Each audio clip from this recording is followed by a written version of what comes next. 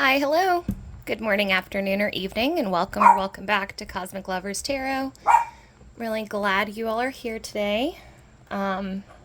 Today's reading is for Pisces, and today's reading is about getting set up for success. So this is a timeless reading, so whenever you find this reading, there are messages here for you. We're going to be looking at specifically your day as a whole. Depending on what time of day you're watching this, I would say if you're drawn to this video late at night, like if it's, in the evening, this might be pertaining to your day tomorrow. And then we're going to look at something for you to be mindful of during this day and something for you to embrace. So, sometimes I do a variation on this spread where the be mindful of is something to accept. So that may come into play here. Anyways, let's get your reading going. I hope you guys have been doing well. Anyone who's here today.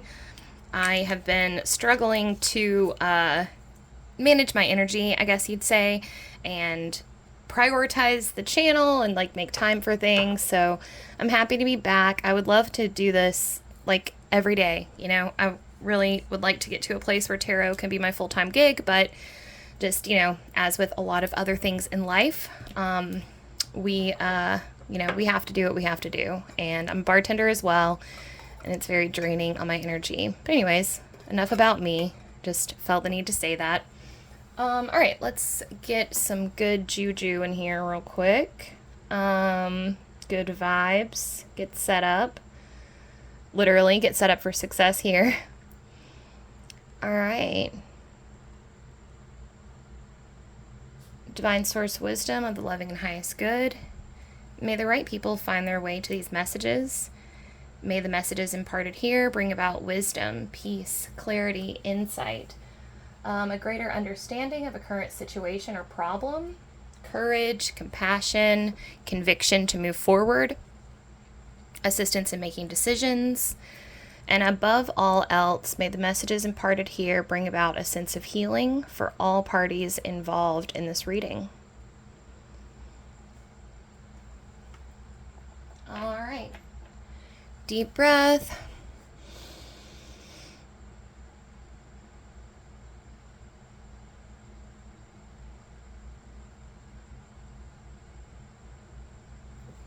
All right. Sorry, I usually do all that off camera, but felt like doing it on camera today. Okay, so let's get into it. Soulflower Spirit Oracle deck to start off with. Get an Oracle card for you all. If you like this deck, I do a flip through of it on my channel. All right, we're doing a reading for Pisces. Oh, beautiful. Okay, we've got Rose, Joy.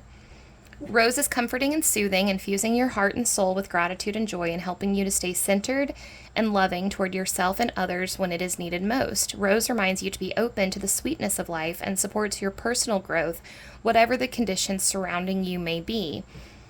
So I'm already getting some playfulness coming through in this reading, but more like a desire for playfulness, a desire to come back to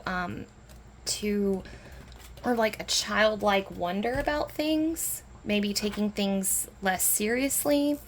For some of you, this is a call to deepen your magical practice in some way by infusing more play in it. If you do have a spiritual practice, maybe playing around with a full moon ritual this weekend would be really fun. And not overly scripting it unless scripting brings you a lot of joy.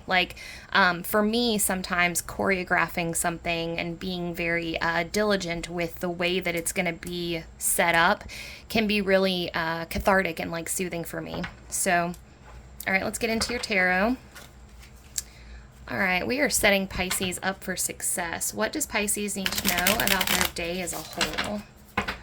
So we're setting Pisces up for success. And make sure they have a good day today, whenever it is that they're watching this. We want to make sure that Pisces has a good day. So what do they need to know to have a good day? All right. What does Pisces need to know about their day as a whole?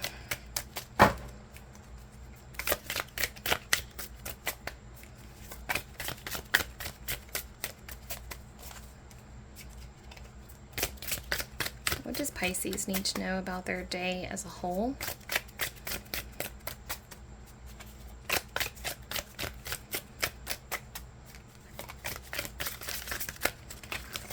Whoa.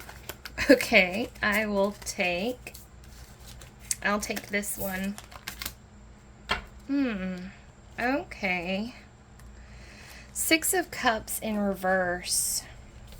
So I would be on the lookout, Pisces, for some sad memories coming back in.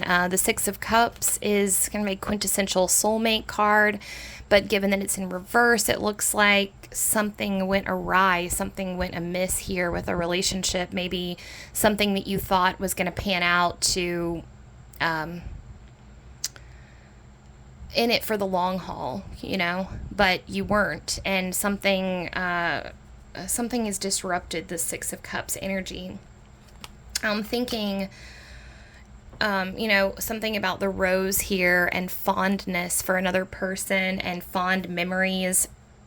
You might be able to flip your perspective here.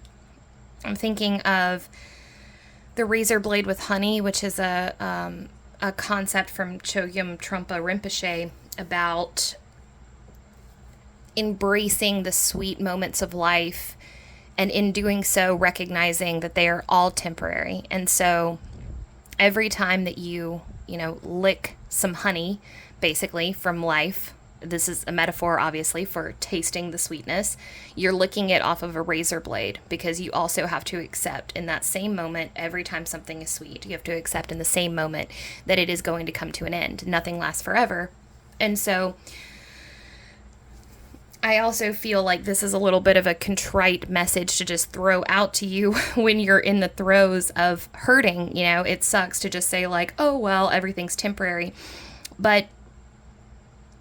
And we'll get some more information in a little bit about how we can get you to this place. But I do see that today is going to be hard for you. You know, that there's going to be a lot of questioning of like what went wrong, what could have happened, why did it have to go that way? It seemed like everything was going so well. So what should Pisces be mindful of? What should they be mindful of?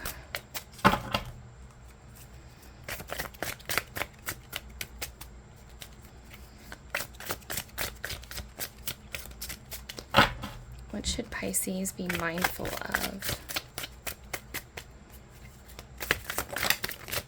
Oh, okay. Six of Swords in reverse. All right, so let's break this down a little bit. Okay.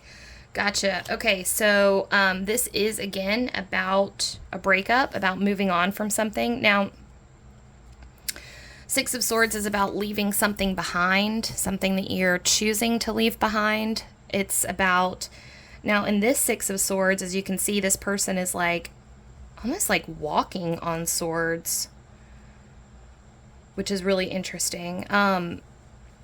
But the way I'm trying to describe this, what I'm seeing here with this walking is like every step that you took away from this person was a deliberate move in a direction.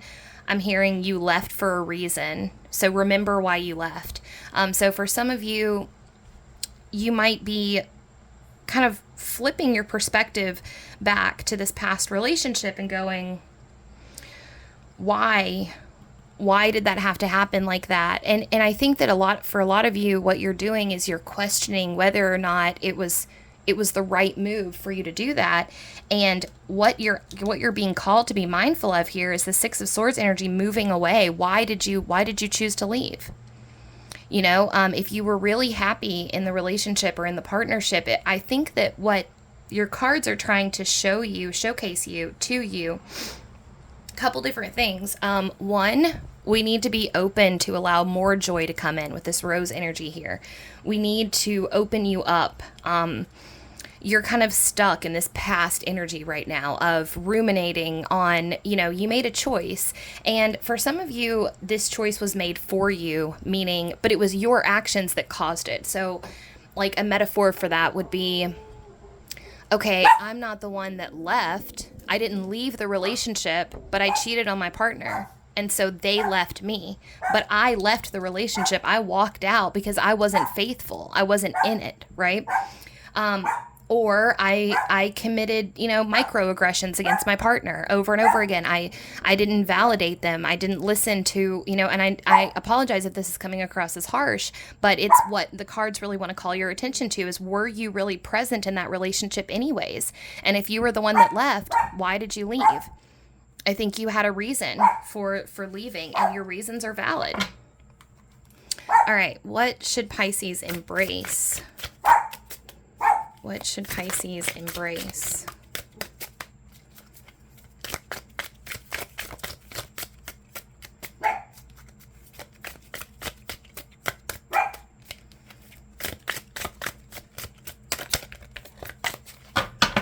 What should Pisces embrace?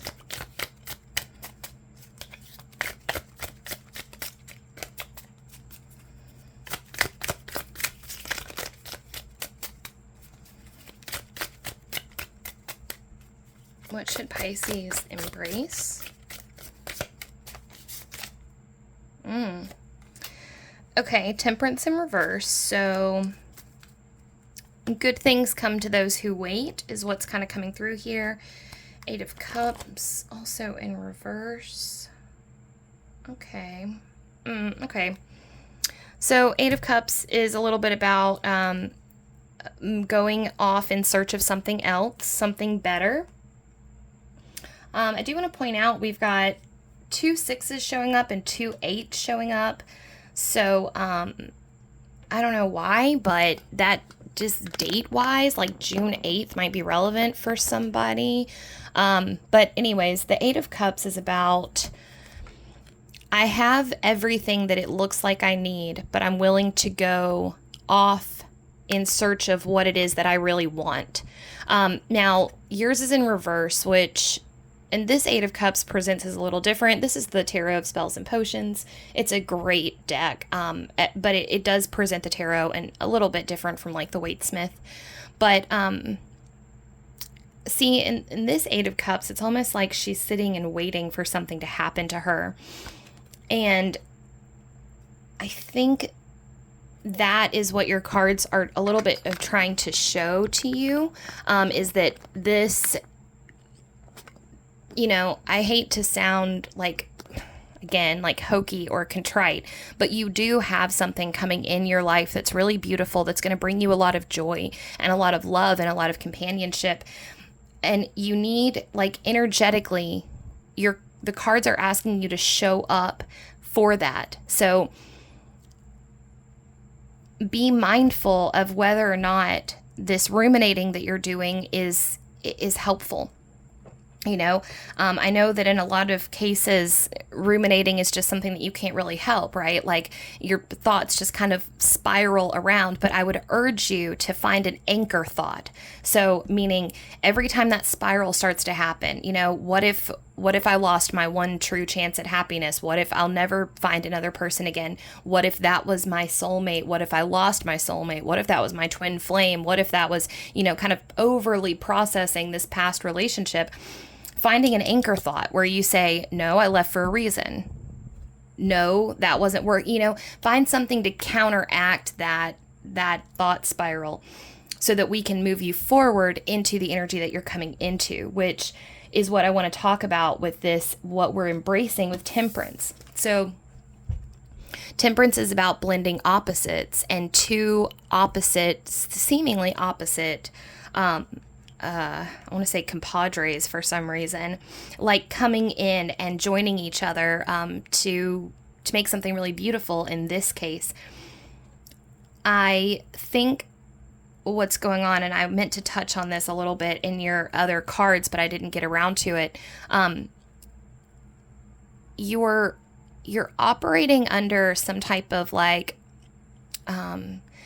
mental fallacy. Like it's not like confirmation bias. It's like it's the reverse of what usually happens. So Our brains have a tendency to highlight negative experiences and kind of fixate on those because our brains are trying to solve problems. Your brain is, now that you've made, and this is very common, so don't feel bad about it or anything, but your brain, now that you have made the decision to leave this person, or this person has made the decision to leave you, now your brain is overemphasizing all the positive aspects of that person and that relationship. But you're being called to actually think about whether or not you two were actually compatible. There's a difference between opposites attracting and like opposites encouraging each other and opposites getting in each other's way. And I think that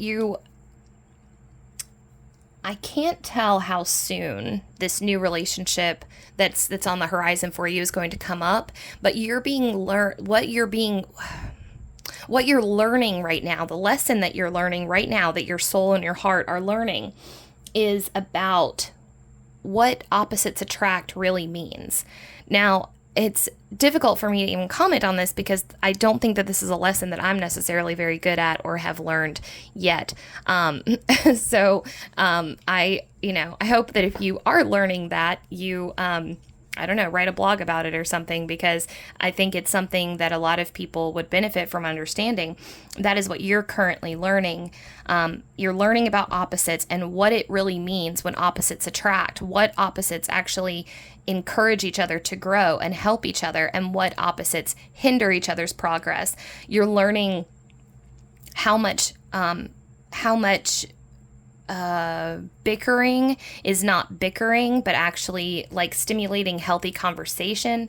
This is like, you're learning these big soul questions about relationships that like most people never get in a lifetime, right? Relationships, this is why part of what makes them so tricky is, how do you know if it's right to stay where you are? If you're not happy with the person that you're with, how do you know if this is a challenge that you're supposed to rise to the occasion to overcome, to don your battle armor and go to marriage counseling and do the work and compromise and meet in the middle? I mean, there was a time in life when it was just a given that if you were married to someone, you were married for life, and you would just work it out, right? No matter what it was, you would find a compromise, you would find a balance. Well, in today's society, we don't behave that way. If we aren't compatible with someone, unless there's like a whole bunch of love riding behind it, or lust or something, there has to be something that's drawing you together with someone, obviously. But this person, that you were with, like I said, you're overly romanticizing how the relationship really was. So I'm urging you to engage in more realistic rememberings. Every time your brain tries to sabotage you by telling you that you made a terrible mistake and that this was your one chance at love, encourage your brain to actually go back and remember some of the bad times. Just, it's a striving for balance in your mind. It's not, I don't want you to dwell completely on the negative, obviously, but it's just finding that right balance in between. All right, so let's see if we have any more messages for you, Pisces. Any more messages for Pisces?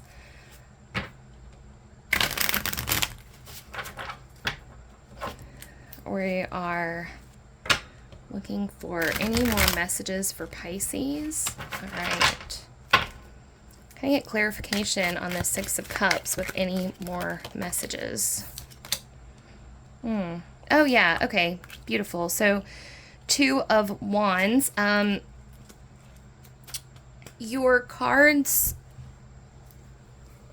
want you to dream bigger. This thought cycle, this energetic thought cycle that you're in, is keeping your world very small. You see here with the Two of Wands, I mean, this person has the whole world at his fingertips, literally. He has infinite potential. He can do whatever he wants. He's that feeling of like, yes, the world is full of infinite possibilities for me, and I am deserving of them. That is you. You are the Two of Wands. You are now a fresh slate. You have plenty of opportunities to have amazing new experiences, amazing new connections, and that relationship that you lost is not the end-all be-all for your life in any way, shape, or form. But this ruminating that you're doing over this lost Six of Cups here, sorry, I was doing that, but on my phone screen, you can't see that. But this lost relationship here that you're stuck ruminating on is keeping your world small. It's like blocking you from being able to see the full potential of what exists out there for you. So, let's see. And then Six of Swords, clarification and further messages.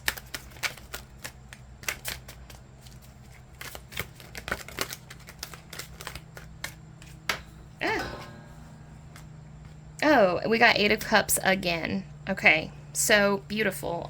So let's dive into this real quick. So you got your Eight of Cups for back of the deck energy over here, and I mentioned that this was about, so Eight of Cups is the story of a person who they have all these cups, right? They're fine. They've got a whole stack of them, but they're like, nope, I don't have enough cups. I need that one. They're off in search of that particular cup to fulfill them, to make them complete. And the journey that they're undertaking here is a very bold one. It's a very determined one. They're going under the cover of darkness. They are, illuminated only by the moon. This actually might be a bit of an eclipse going on here. And so this is a time when our shadow is really coming into full play. So with eclipse energy, you've got the energy is wonky, right? Because you've got the sun, the energy of the sun being blocked by the energy of the moon. So it's a confusing time. And yet it's a time that you're driven by a compulsion that you don't understand, right? Because the moon rules over our shadowy aspects, the aspects of ourselves that don't make a lot of sense. Things look confusing under moonlight. Things look scary because we can't see them. But in the sunshine, we're compelled to action. We're driven to success and succeed, and everything is illuminated and bright and positive and optimistic. Well, this is a blending of those two energies. So this person is like, oh, hell yeah, I'm going off, because he's simultaneously bewitched by the moonlight and enriched by the sunlight. So this is the energy so your cards are urging you to, okay, so first off, there's this double energy happening right now that's really interesting. It's like you made a choice. Now, like I said, either you left the relationship or the relationship left you. But either way, you left the relationship in order for it to leave you. The relationship wouldn't have left you if you were an active participant in it. You left the relationship. That's your Six of Swords energy here. You made decisions, that's swords. You made decisions, you had thoughts, and those thoughts led you to leave the relationship. Whether you were the one that left or not, you left the relationship. So now you can choose to sit and bemoan what happened and imagine that this relationship could have been really beautiful, and how could I have messed that up? How could I have done this?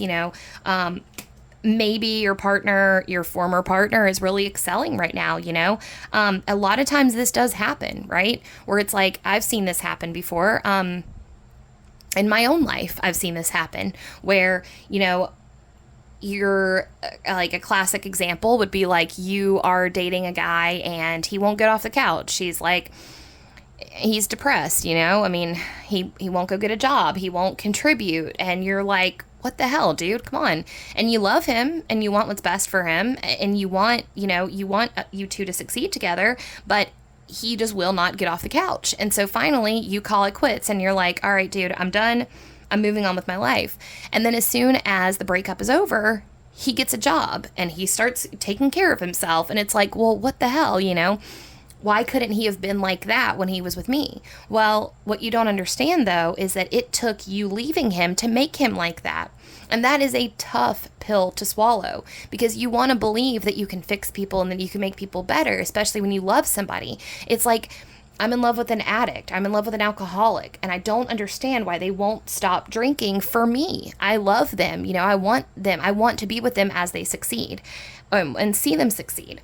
And then you leave them and they stop drinking. And it's like, what the hell? Well, in a lot of ways, you two may have been trapped in an energetic cycle that was not yours from this lifetime. You know, this may be something, a karmic contract that you all had to play out, where it's like, you agreed, your souls agreed to help each other in this lifetime. And you agreed that the soul mission, the soul evolution mission, was far more important than staying together. Because soulmates know that they'll see each other again. Twin flames know that they'll see each other again. All of us in our soul tribe, we all know that we'll see each other again, because we've seen each other before. We see each other over and over and over again. In every lifetime, we bump into the members of our soul tribe, if even for just happenstance encounters, you know, those weird people that you fall in love with at a music festival and then never see again. Yeah, that's your soul tribe. You will see them again.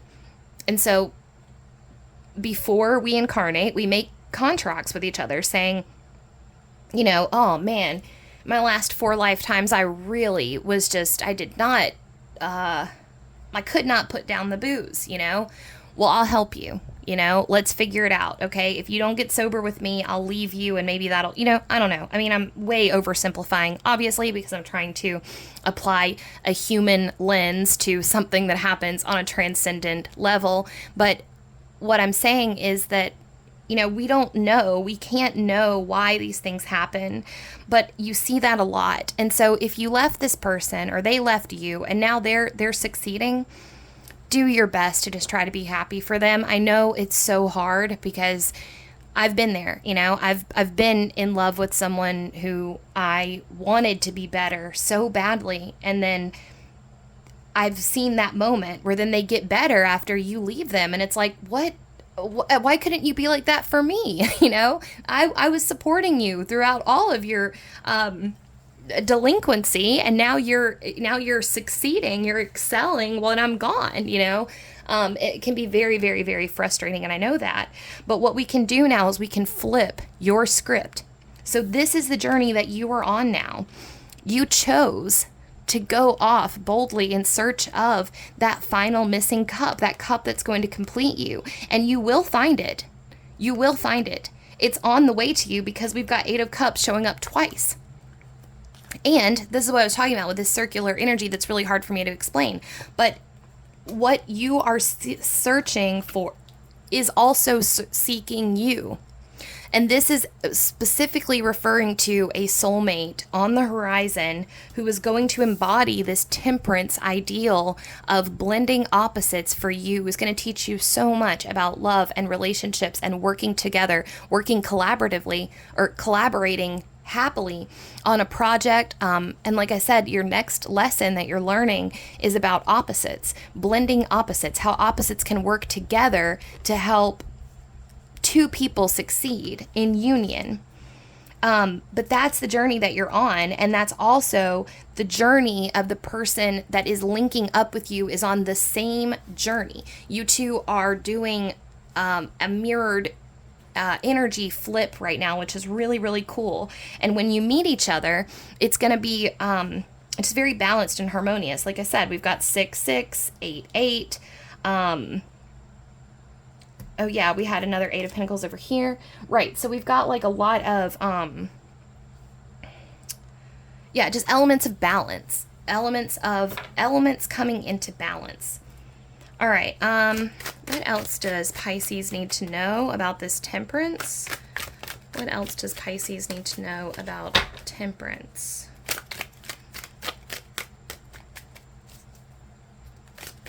What else does Pisces need to know about temperance?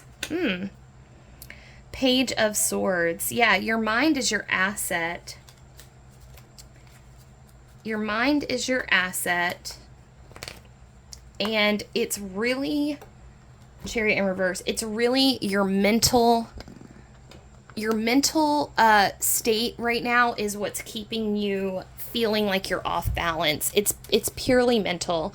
So emotionally you're good, you're where you're where you need to be, but your mind is going haywire. And this is where your mental discipline is really going to work to your advantage, for some reason I want to talk about this idea that positivity, or like a positive mental attitude or a positive mental outlook, is this hokey thing. It's actually a lot of work, remaining positive, especially after, bad shit has happened to you, especially after, your life has fallen apart, especially after a dark night of the soul, or these, like awful fissures that happen between people who care about each other. Maintaining an optimistic outlook, I think, should be treated like a job. It's like going to the gym every day, but for your mind. You don't expect to just be fit, right? Athletically fit. You don't expect to just be a runner. I don't think that we should expect to just be happy people. And this is, I don't know why, I feel like I need to go on this little rant here. But this is what my eventual career is going to be in, so I guess it makes sense that I would want to rant about this, but there may be a message here for somebody, so I'm just going to go ahead and throw it out there. I do not believe that happiness is a given in this life. I think it's something we need to work at, just like fitness is not a given. Now, for rare people, it is the rare person who can eat whatever they want, lay on the couch every day, not do anything athletically oriented, and still have a six-pack. That is a rare, rare, rare person. I believe it's the same way do you really expect to be happy all the time if you are mindlessly scrolling social media all day? I don't know, doing other, like, not going outside, not exercising, eating shit food, none of those things contribute to a healthy mindset. Going to a job every day that you hate. Now, I understand that we have to do those things, and hey, I'm not like, trust me, I never exercise. I walk every day, but I don't exercise. I should, so I'm not like pot calling kettle black here, but there are things that you can do every day that can strengthen your mindset to become more positive. But it is work. And I don't think, I think that it is incredibly disrespectful, yes, but also incredibly damaging to people when we say that, and I don't want to get into a rant about antidepressants, because Lord knows, if you need medication, take medication, please, no shame. But it is kind of silly that we have this idea that we're so expected that, I don't know, I don't want to get off too much into this. All I'm saying is that this Page of Swords here is about cultivating a mental discipline towards more positivity in your life. This is this page is armed with his own thoughts, and he knows that every time a negative thought comes in, he has the power to say, no, I choose to think positively. No, I choose to think positively. No, I choose to think positively. He knows how to flip his own script. I didn't get left. I chose to leave. And then if I chose to leave, then I need to own up to that, right? This Page of Swords is about taking responsibility for your mental outlook, for your attitude, and for the things that happen to you. And I don't want this to sound too harsh. The cards, your guides, want you to recognize how brave you've been. There's something self-defeating about the way that you're telling this story about yourself. You were brave. You followed your heart. You didn't let somebody else control you. You said, no, I'm going off boldly in search of this missing piece of myself, and I'm going to find it, and it's going to make me happier. And you did that. And you should be proud of yourself for doing that, because that is something that few people, are able to do. Or anyways, yeah, the way that you look at it, the way that you tell your story matters. And, yeah. All right, I'm going to close this out. I'm going to read you your soul flower.